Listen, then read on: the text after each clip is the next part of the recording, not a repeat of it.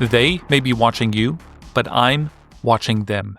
This is Gabriel Custodiet. Just to let you know that the episode you're about to listen to is going to be great, but it's only one piece of the puzzle. If you're new to privacy or looking for a clear vision of next steps, start by going to escapethetechnocracy.com. All our cutting-edge analysis about escaping the surveillance grid occurs exclusively on our paid newsletter, Watchman's Torch, and in our world-class video tutorials. This podcast is just a preview. This is not some game for us. We live this stuff and we consult on it. Your support means we have no sponsors and can speak the unmitigated truth as we see it on this show. Check out the show notes and escapethetechnocracy.com.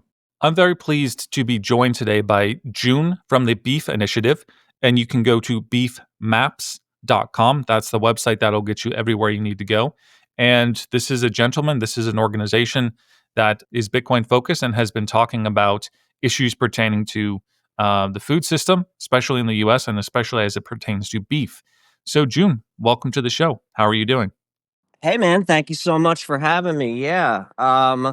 Yes, we are obsessed with local beef and well, what I like to say is I'm not here to sell you on the beef. I'm here to sell you on the rancher, and the rancher is here to sell you on the beef. So that's kind of the vibe over here. I'm kind of like it's kind of like a modern day cattle association, what we've built, with a focus on, selling beef for, getting ranchers to sell beef, educating consumers, and, helping out with some policy work on the back end as well. At Watchman Privacy and Escape the Technocracy, we're obviously very interested in things just beyond privacy. In fact, on our main course, we had an entire module on escaping the technocratic food system. And I had people actually email me and say, hey, that was the best part of the whole thing. So definitely something that interests us. Now, maybe we could start off with this, June, just to give people an idea of, let's say, the issue here that you're trying to combat.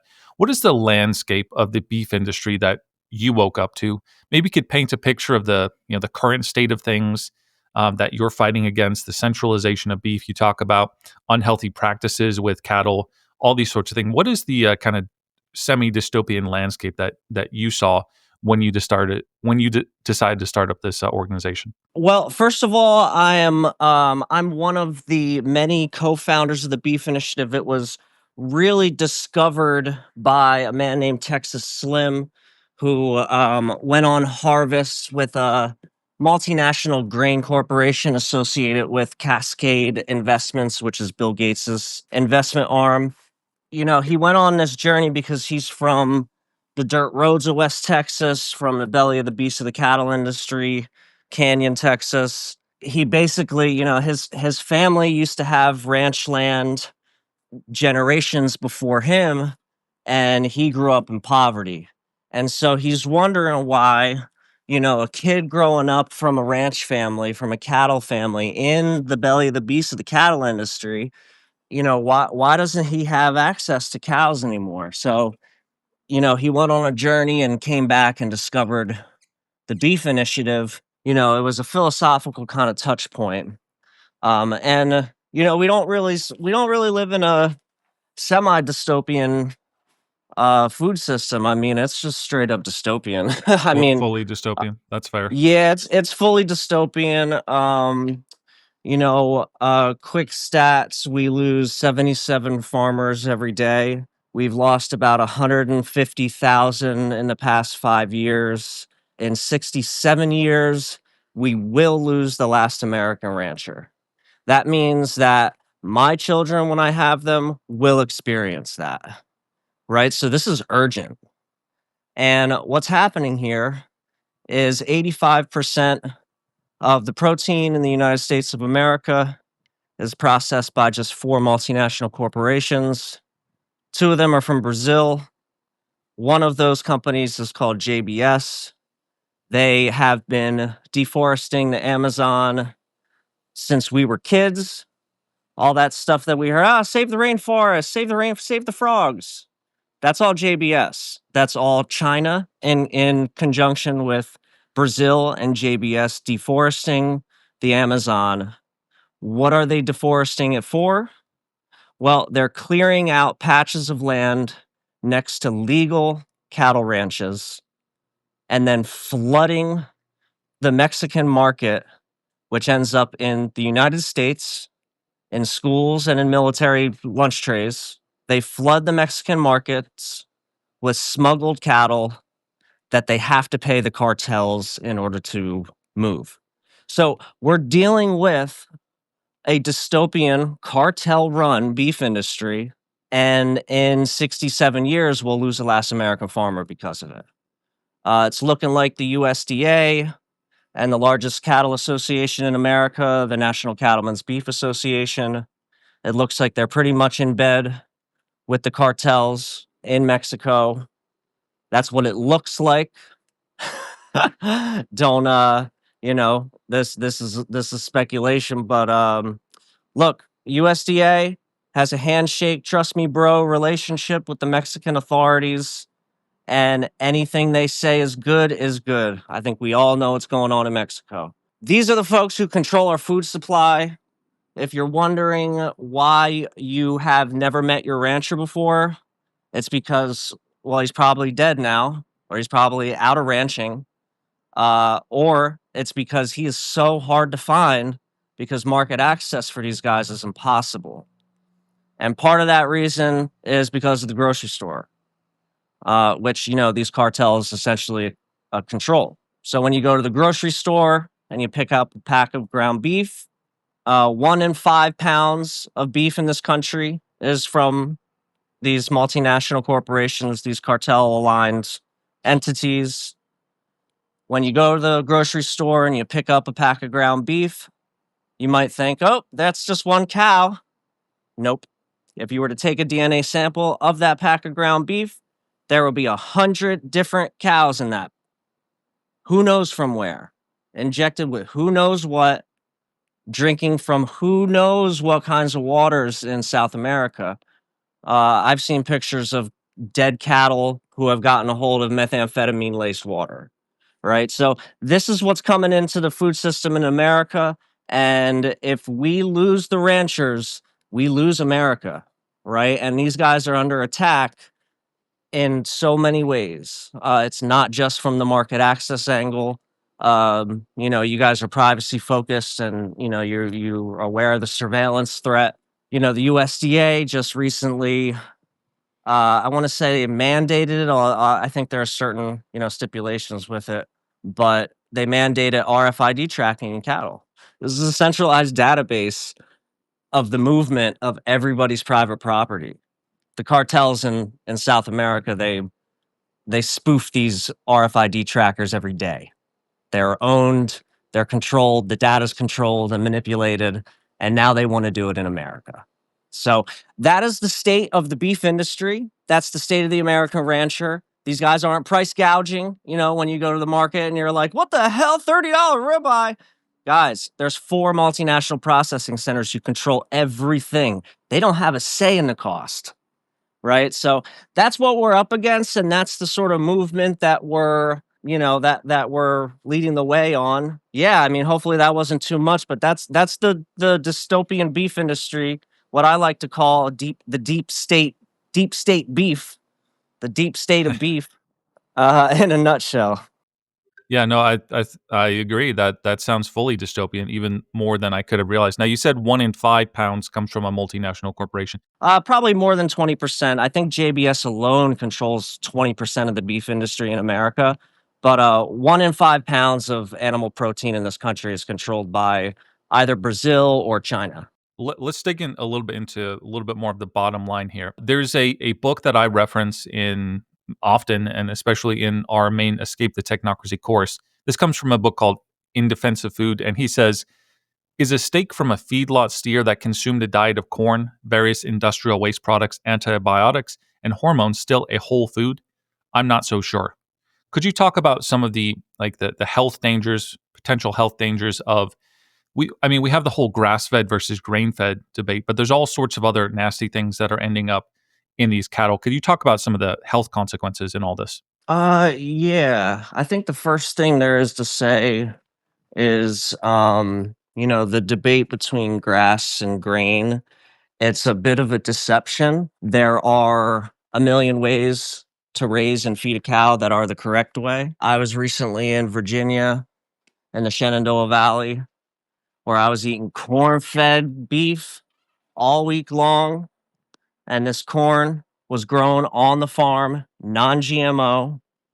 This was this is just corn, right? It's just natural. This is regular stuff. And by the way, I never met a cow that didn't love eating grass, right? And now you could literally import a cow from Mexico, grow up on a feedlot his whole life, drinking meth water, slap it in the face with some grass when it gets to the United States, and that's a grass-fed cow, right? So that is a deception that, if you ask me, that is a narrative control.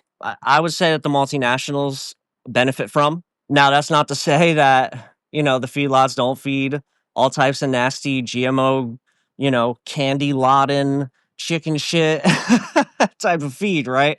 I mean, there's 95,000 cows in one feedlot in Texas. 95,000 cows. That's insane. So, the grass fed, grain fed debate is definitely nuanced. Now, there's no question about it. There are so many benefits to grass finished cow, depending on the situation. One, for the rancher, if it's a grass finished cow, they get to get off the multinational system and just raise their herd, without pesticides and all that stuff, right? But like I said, corn finished, you can do that in a lot of different ways. I was actually in Shirley, Illinois 2 years ago at a place called Funk Farms, and they have the oldest hybrid corn seed in the world that was used, or in the nation, that was used. The multinationals used their pure corn seed to make their crazy GMO seeds from, because it was so pure. So this farm and ranch, it's not the same family that, sold the seed to whoever they sold it to 100 years ago, right? A lot has transpired since then. They didn't know what they were doing. But it happened. But they still have their original corn, right? So they have this awesome Black Angus Wagyu. I think Black Angus Wagyu is definitely Wagyu. Corn finished beef. Oh my god, it's the best beef I've ever tasted. It's so damn good. I know a guy, I just talked to him yesterday. He finishes with carrots. I mean, you gotta see his pastures. They're hilarious. It's bright green and bright orange. It's just like, what kind of world are we living in? So, it's like there are a million ways to raise a healthy cow. It can be grass finished, grain finished, corn finished. As long as you know your rancher, as long as, look, we got to get back to trusting people again. I know that, in Bitcoin and, in privacy, it's about trustless and all that stuff, but that's on the monetary level. When it comes back to the food, the whole reason we want real value in our money, right, is to build something real. What does that mean, right? You got to know and trust and love people. Because if you got all this Bitcoin, all this like privacy tech, but you don't trust nobody in the world, no thanks. You know what I mean? So it's about building trust. It's about getting back to the source of the seed of what it means to be human, because in the end, we all have a shared agricultural history. We all do. It doesn't matter how many generations you've been in the ghetto in the city, right? We all have these agricultural roots. So that's what we advocate for and get back to, and that's why the grass-fed and grain-finished thing, it's like, let's cut that out of the equation. Go meet your local rancher if you could find them. I had to go to like 4 different farmers markets before I found my first rancher. It was nuts. I was like, I guess they don't exist. I don't know. I went to all the butcher shops. They didn't know where their beef came from. It was crazy, man. So anyway, yeah. But sure, there are like the omega threes and sixes that are heightened in grass finished beef, but like, come on, guys, it's negligible. Like, we're out here we're out here drinking sodas and sour candies, and we're arguing about omega threes and sixes and beef. Just eat beef, just chill, eat beef. Tell me about the vaccines though, and the vaccine requirements in cattle. So there is no mRNA in U.S. cattle. It's not approved. So you're welcome to ask your rancher, but it's really just kind of like a moot point at this stage, unless you're getting your beef from the grocery store, which we don't know what the hell's going on outside of the United States, right? So that's one. There is no mRNA in U.S. cattle. That's the big one about the vaxes. Most ranchers look. If a cow gets sick, maybe it's not a vaccine, but like the question is also about antibiotics and stuff like that. You're okay. If a calf gets sick in the pasture, if your kid gets sick, are you gonna just like let him lay out there and die? No, you're gonna do what you got to do to make sure that he's gonna be okay, right? So there are certain measures that ranchers take, and everyone's different. Everyone's different. Maybe some guys will just be like, "Look, I'm gonna be principled. I'm not gonna help my calf no matter what." Uh, even though it's sick, and it could be easily treatable. So every ranch is different when it comes to antibiotics and vaccines is a different story. Most ranchers are vaccine free. But again, look, we advocate for knowing your rancher, knowing them and trusting them, and understanding what it is that you're getting into. I have somebody on the team. They have like the ultimate form of knowing your rancher. They met them. They pay them in Bitcoin, and they also get a report from this person every year. It's like, hey, here's the antibiotics that we gave to these particular cows for X, Y, and Z reason. So they get like a breakdown report of all the cattle. But that's a serious example of this.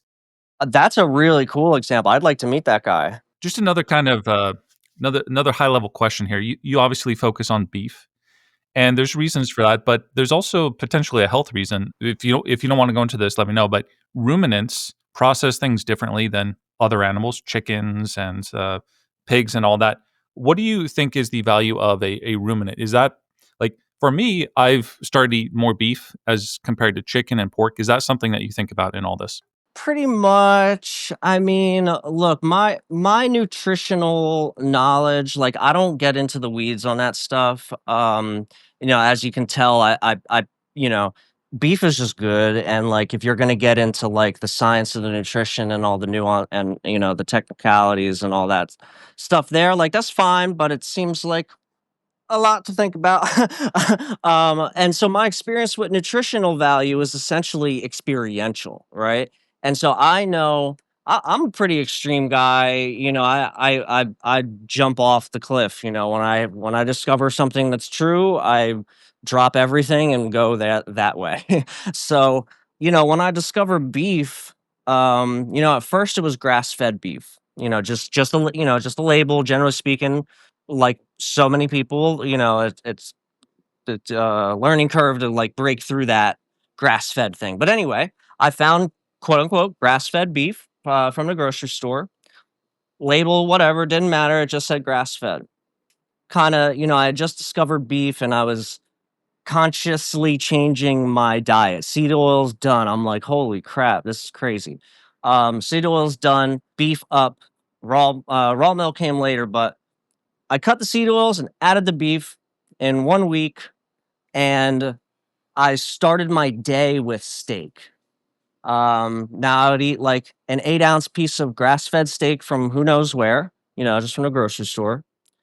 And what I immediately realized was I didn't get hungry until well after lunch time, So, it was probably about 5 hours or something until I even thought about consuming anything, and then another hour or 2 before I actually got hungry, right? So, that was what I realized over the first week of just eating grass-fed beef, and I was like, "This is kinda crazy." And then, maybe it was, like, 2 weeks later or something, I went out, I shook my rancher's hand, and I got some beef locally. Now, I ate the same 8-ounce piece of steak, I cut like a ribeye in half or cut a New York strip in half. Ate that for breakfast, and the difference was like super obvious. It went from an impressive 5 or 6 hours between meals on the regular grass-fed steak to now I was knowing my rancher.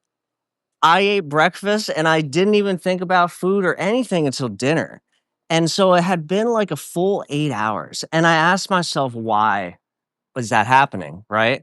Beef is just beef, right? Well, no, not really, right? What that told me was the nutrients that were in my rancher's beef, from my local biome, were acting inside of me in a different kind of way. I wasn't hungry in the same amount of time. So you think about that, like, with all the other food and all my desires started to change too, right? Like when you're not like antsy to go snack or do something else or have a drink or something, whatever, you're pretty much just stay focused and your whole like brain structure starts to change, right? I mean, this all unfolded, all said and done, from the first grass-fed grocery store beef to my rancher's steaks to like me completely transforming my diet was all about maybe a month.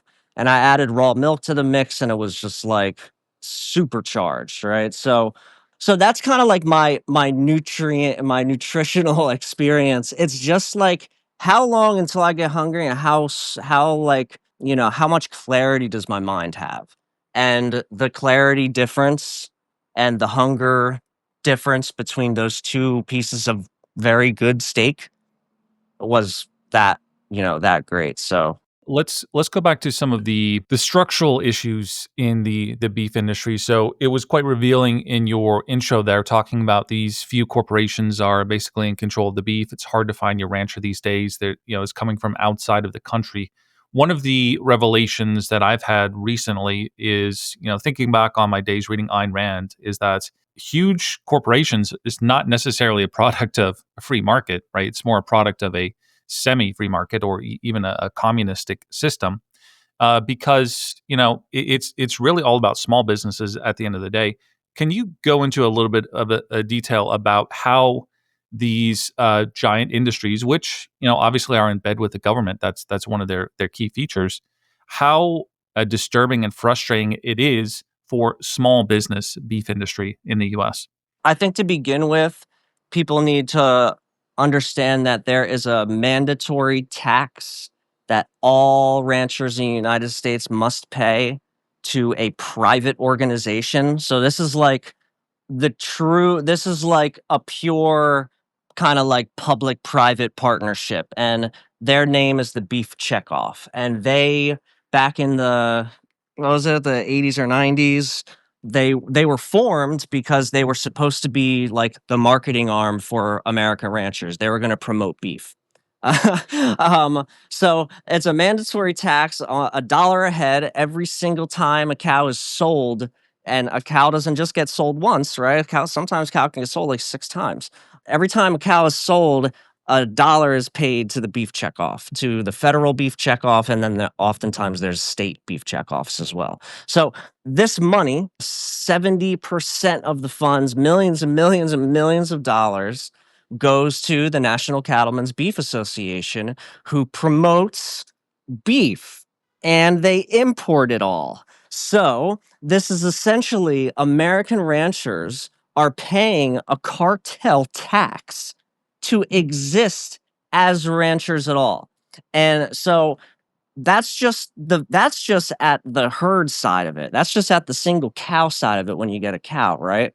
Now, when you raise a cow, if you raise it in the traditional way, like you are, using like all the multinational grains, the GMOs, independent ranchers, not all of them have access to non-GMO grains, right? This is like, it's been an industrial shift, over the past 70 years. So not all of them have it. A lot of them do, and they're building their pathways out of that. But once they paid a checkoff tax, that is being used to promote foreign beef, they have a couple of options to take their cow to market. They can auction it at an auction house that is mostly controlled by multinational corporations, the same ones that control their other option, which is the processing center.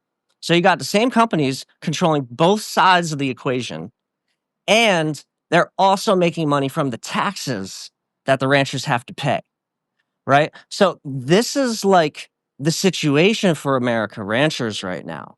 Farming and ranching, I believe, I'm like 99% sure farmers and ranchers are the highest suicide risk in this nation. Well, I wonder why. And, you have that situation. Now, the only option these guys have to break free is to go direct to market. But in order to go direct to market, they need so much. They need the packaging, the freezing, all the knowledge that comes with that. That is a whole little mini industry all in itself, right? To get this beef out of the processing center. You have to market it. You have to have the time and the money to build a website. A lot of these guys they don't have no damn money. A lot of these guys drive freaking dump trucks on the side, right? They don't have money for websites and marketers and like all this stuff. So there are three options. If they do happen to become a freaking hero and bring their beef to market, if they get past the first hurdle of, oh, I don't need to go to the auction yard, or, oh, I don't need to go to the multinational processing center, I can bring my beef direct. If they get to that mindset, which is a hard mindset to get to, you got to break free in order to do that, right?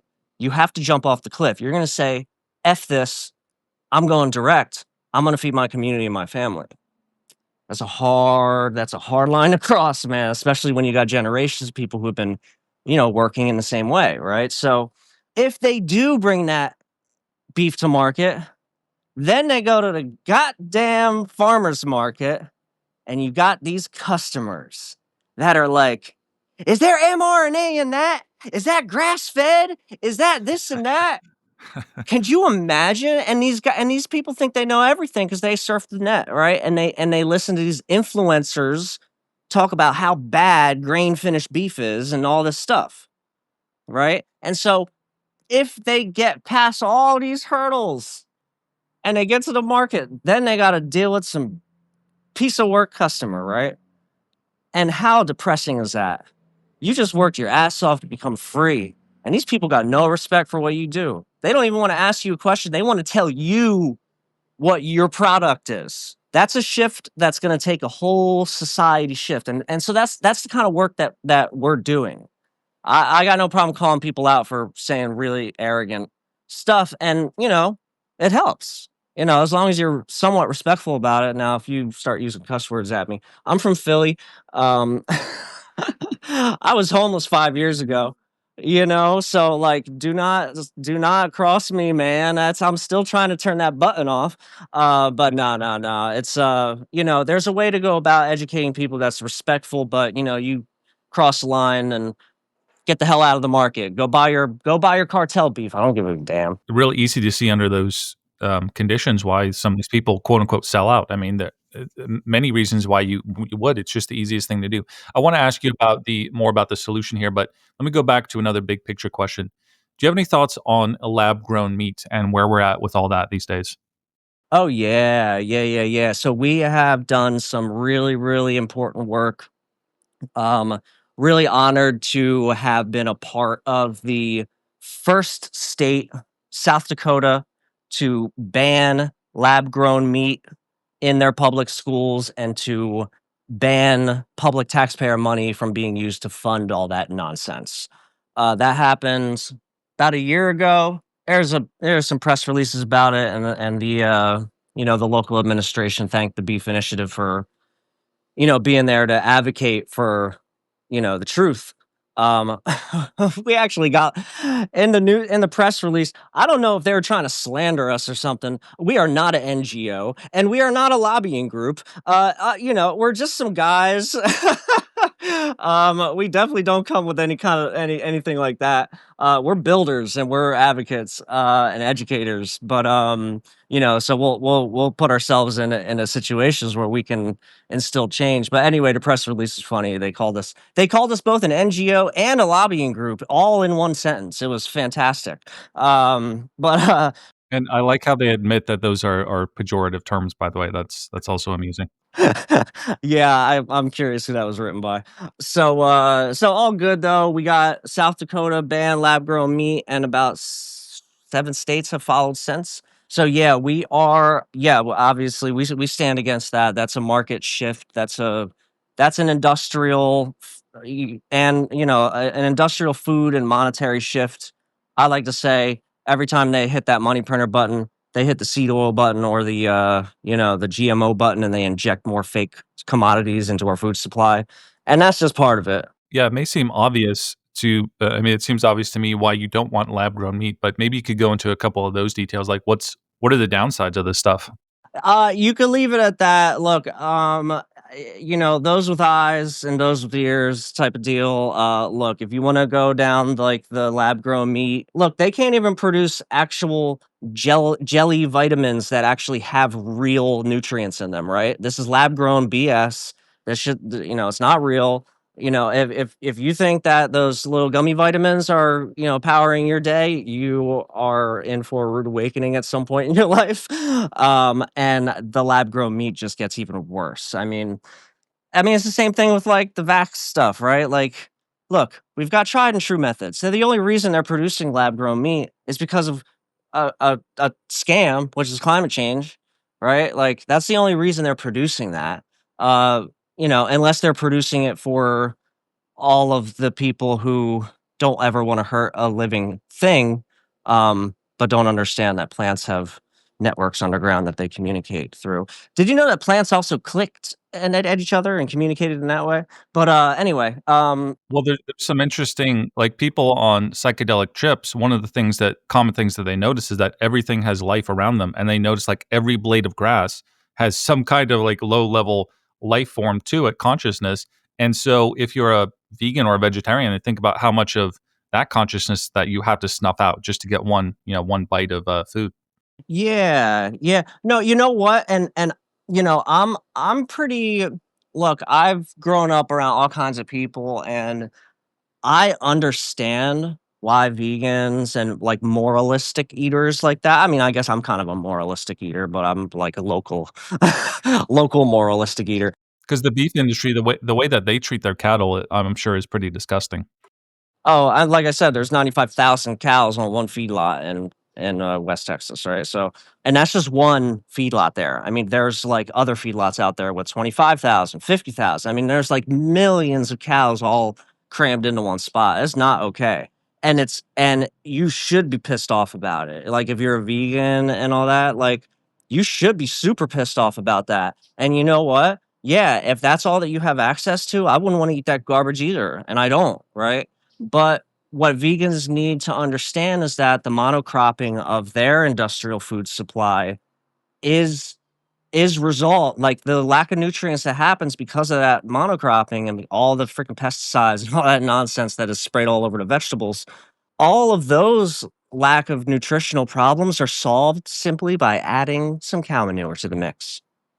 It'll replenish the soil, it'll restore, everything that is so great about all these vegetables.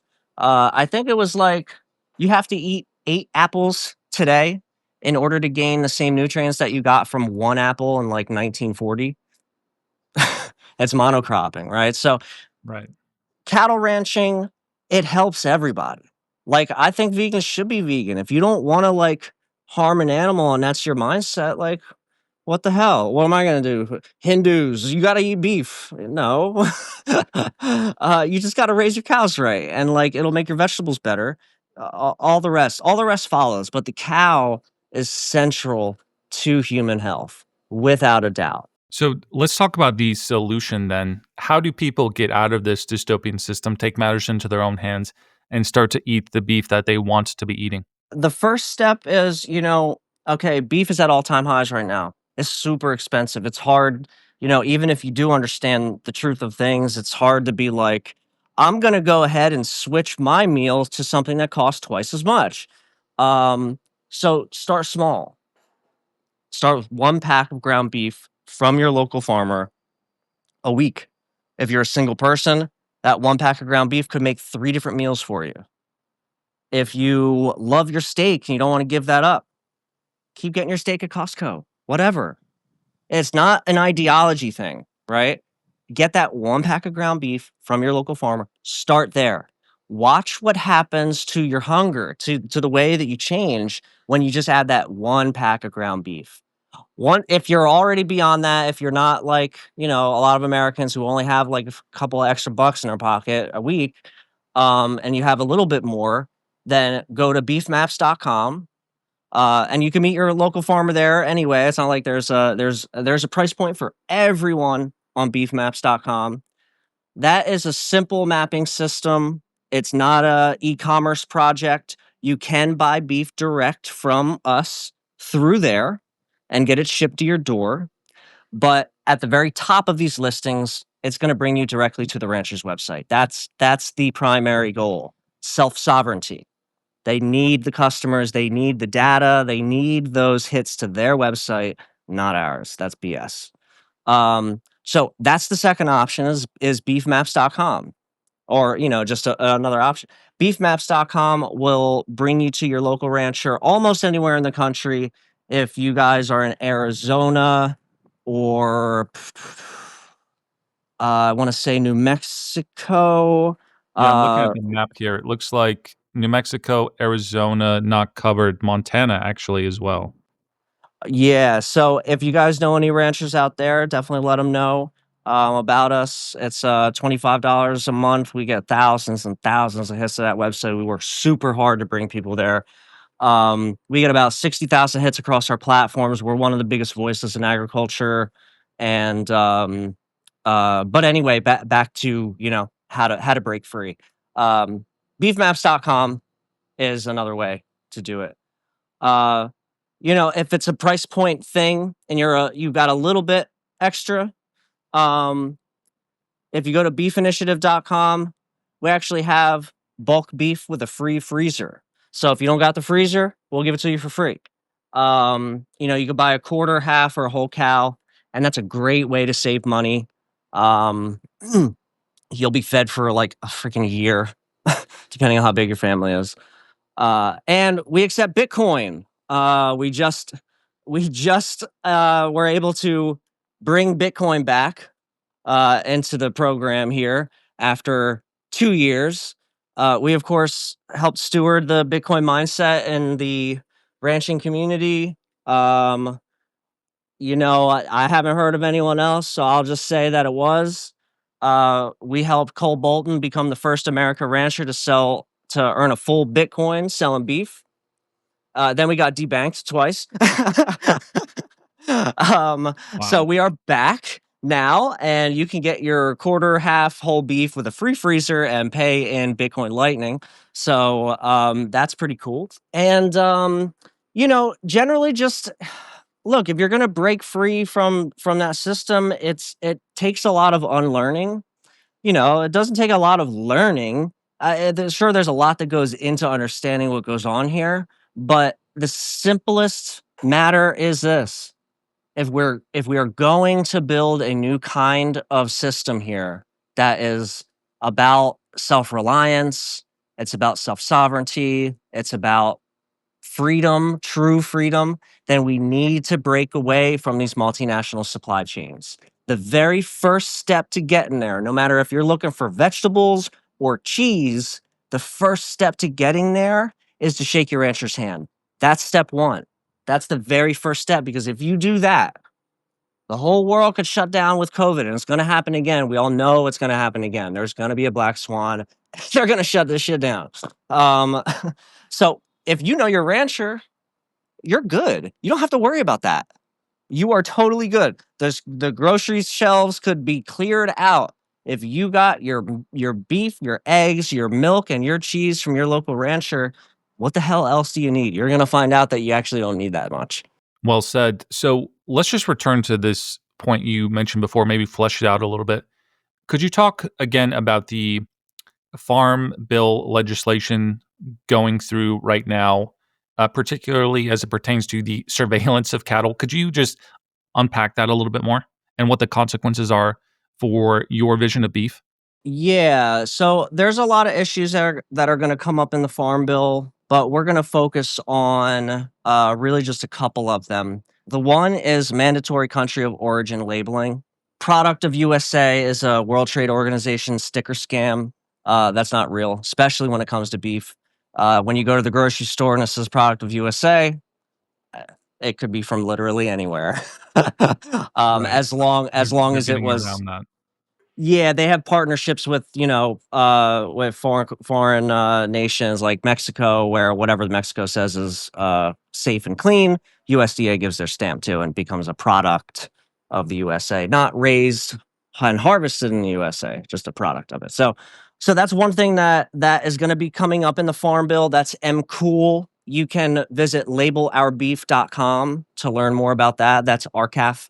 That's some friends of ours, independent cattle organization, put that together. We're also going to be fighting against the lab grown meat stuff continuously. There's a lot that's going on there. I haven't gotten into the weeds on the particulars of what we're going to be working on with the lab grown meat stuff, but I think we did discuss, a little bit about what's going on and how that's a industrial food shift that's happening. Impossible Foods, on a side note, Impossible Foods is suing small companies around the world. They can't even they can't even keep their own company afloat, and they're still suing companies all around the world for trademark infringement on the word impossible. So it doesn't matter if these stocks are going down. Everyone's like, aha, like Impossible Foods is done. They ain't done. This is far from over. This is an IP war. This is a war of words, like literally, right? If they get to define the word meat, we're cooked. Right? Like, we are cooked. They had to take milk off of I think they had to take the word milk off of rice milk and oat milk recently. I'm not don't quote me on that, but look, it ain't milk and you can't call it that. It's not meat, you can't call it that. So anyway, that's a huge issue. It may seem kind of like fringe, but it's really not.